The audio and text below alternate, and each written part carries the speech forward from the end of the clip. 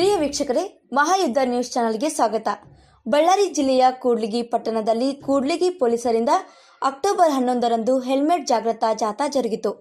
ಪೊಲೀಸರು ಬೈಕ್ ಜಾಥಾದ ಮೂಲಕ ಪಟ್ಟಣದ ನಾಗರಿಕರಲ್ಲಿ ಜಾಗೃತಿಯನ್ನು ಮೂಡಿಸಿದರು. ಸಿಪಿಐ ಪಂಪನಗೌಡ ಮಾತನಾಡಿ, ರಸ್ತೆ ಸಂಚಾರಿ ನಿಯಮಗಳನ್ನು ಹಾಗೂ ಕೋವಿಡ್ ನಿಯಮಗಳನ್ನು ಎಲ್ಲರೂ ಪಾಲಿಸಬೇಕು. ಅದರಿಂದಾಗಿ ವೈಯಕ್ತಿಕ ಮತ್ತು ಕೌಟುಂಬಿಕ ಸುರಕ್ಷತೆಗೆ ಕಾರಣವಾಗಲಿದೆ ಎಂದರು. ಹೆಲ್ಮೆಟ್ ಹಾಗೂ ಮಾಸ್ಕ್ ಕಡ್ಡಾಯವಾಗಿರಿಸಿ. ಸರ್ಕಾರವು ಕಾನೂನನ್ನು ಜಾರಿಗೆ ತಂದಿದೆ.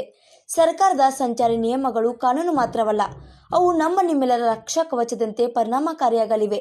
ವ್ಯಕ್ತಿಯ ಹಿಂದೆ ಇಡೀ ಕುಟುಂಬವು ಅವಲಂಬಿತವಾಗಿರುತ್ತದೆ. ಆದ ಕಾರಣ ಸುರಕ್ಷತೆಗಳನ್ನು ನಿರ್ಲಕ್ಷ್ಯ ಮಾಡಬಾರದು. ವೈಯಕ್ತಿಕ ಹಾಗೂ ಕೌಟುಂಬಿಕ ಸುರಕ್ಷತೆಯ ಜೊತೆಗೆ ಸಾರ್ವಜನಿಕರ ಹಿತಾಸಕ್ತಿಗಾಗಿ ಎಲ್ಲರೂ ಕೋವಿಡ್ ನಿಯಮಗಳನ್ನು ಮತ್ತು ರಸ್ತೆ ಸಂಚಾರಿ ನಿಯಮಗಳನ್ನು ತಪ್ಪದೇ ಪಾಲಿಸಬೇಕಿದೆ ಎಂದರು. ಪಿಎಸ್ಐ ತಿಮ್ಮಪ್ಪ ಹಾಗೂ ಪೊಲೀಸ್ ಅಧಿಕಾರಿಗಳು, ಠಾಣಾ ಸಿಬ್ಬಂದಿ ಹಾಗೂ ಪೊಲೀಸ್ ಬೈಕ್ ಜಾಥಾದಲ್ಲಿದ್ದರು. ಪಟ್ಟಣದ ಪ್ರಮುಖ ರಸ್ತೆಗಳಲ್ಲಿ, ವೃತ್ತಗಳಲ್ಲಿ ಹಾಗೂ ರಾಷ್ಟ್ರೀಯ ಹೆದ್ದಾರಿಯಲ್ಲಿ ಜಾಥಾ ಸಂಚರಿಸುವ ಮೂಲಕ ಸಾರ್ವಜನಿಕರಲ್ಲಿ ಜಾಗೃತಿಯನ್ನು ಮೂಡಿಸಿದರು.